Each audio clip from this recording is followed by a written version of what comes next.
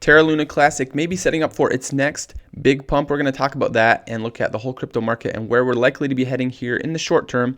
But before we get into all that, we're going to quickly look at a few news updates with SBF and Crypto.com. All right, so first, real quick, Sam Bankman-Fried here, finally tweeting out some more tweets. And this is what it is. So he says, 1, what? 2, HAP. So this spells out what. So it's what happened. Tweeting out one letter at a time. And then not legal advice, not financial advice. This is all as I remember it, but my memory might be faulty in parts. I'll get to what happened, but for now, let's talk about where we are today. And this was 3 hours ago.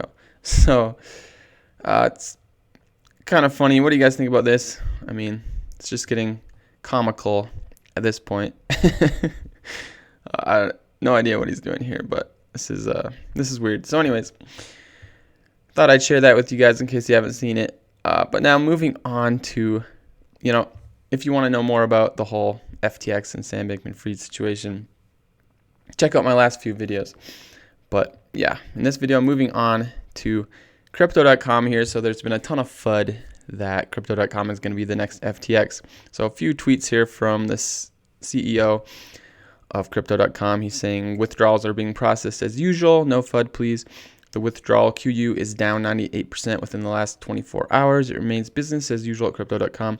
Kudos to our team who built resilient blockchain infrastructure, operating normally under load onwards. So, yeah, I did hear that there were people who were waiting for hours and hours and hours to withdraw from Crypto.com, which it could have been because there was like a huge bank run on it. Like thousands of people were trying to withdraw at the same time, so they may have had trouble processing all that. And I guess there was a big QU, but he's saying that QU's down now, and everything's going as usual. So it looks like Crypto.com is going to be fine. They've also said that they hold their users' assets 1-to-1, so meaning they don't take their users' funds and go use them to trade with leverage like FTX did, or like lend them out or anything. They hold all their users' fund in cold storage as is. So like you've probably saw, they were holding, their second biggest holding was Shiba Inu, which people thought that was concerning, but the reason that is just because a lot of their users hold Shiba Inu. So they just hold their users' funds as is. That way when you want to withdraw it, it's there, you can withdraw it. So yeah, so that's what they're saying. Looks like everything's going to be fine. I figured everything was going to be fine. But, of course, there's still risk. I mean, everything looks fine. But it's always better to be safe than sorry. It's always better. So you might as well, no matter what exchange it is, you might as well withdraw your funds and hold them yourself. It's always better to hold your funds yourself. So no matter how much you trust an exchange, always better to not leave all your funds on the exchange. It's better to hold it yourself. But yeah, it looks like Crypto.com should be fine. That's how it looks right now. So it could be a good opportunity to pick up some CRO because of all this FUD, the price has gone down quite a bit. It's down 35% in the last 7 days. So it could be a good time to pick some of that up if you're bullish on CRO. So yeah, that's the Crypto.com news. Now moving on to Terra LUNA Classic. We haven't talked about this in quite a while. There's just been so much going on. But Crypto.com, or Terra LUNA Classic, so we did dump down with the whole market here. Came down, found support here at about 16. And yeah, we bounced off of it twice. So yeah, looking like we're good chance we may not dump below 16 unless, of course, the whole crypto market has another big dump, which definitely is possible. Things looking pretty bearish still. Like if Bitcoin goes down to 10K, then yeah, Terra LUNA may go down more too. But we are on support right now. And if you look at the RSI, it's the lowest it's been since right here back in August. It's actually a bit lower than that point. And the last time the RSI was this low, we saw a massive pump right after. So now This isn't a guarantee we're going to immediately see a huge pump like this. Probably not. It's probably going to go sideways for a bit longer, but this means it's pretty oversold right now. And this is on the daily, and it's pretty oversold, which means we may not go down much lower. We may go a bit lower, but we're probably getting close to the bottom of this downtrend here. So it could be a good time to accumulate Terra Classic if you're still bullish long term. There's still a lot of work being done on it. So next year, Terra Classic, I think, could still do big things. So it could be a good time to start accumulating. Now, moving on to Bitcoin and the whole crypto market. So this dump kind of stabilizing over the past few days. We've just been going sideways in a little uptrend here on the 1 hour, but who knows if it'll last? Probably not.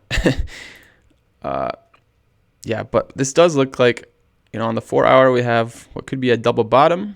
So, if we come up and break above 18,000, then we could start an uptrend, but we do need to break above 18,000 where there's going to be strong resistance there.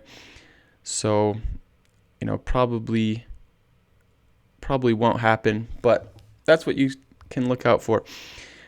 If we do manage to get up there, we'll probably get rejected, but yeah, more likely we're going to keep heading down in this downtrend here. And if we zoom out, yeah, we broke the big support, came up, got rejected, still in a downtrend.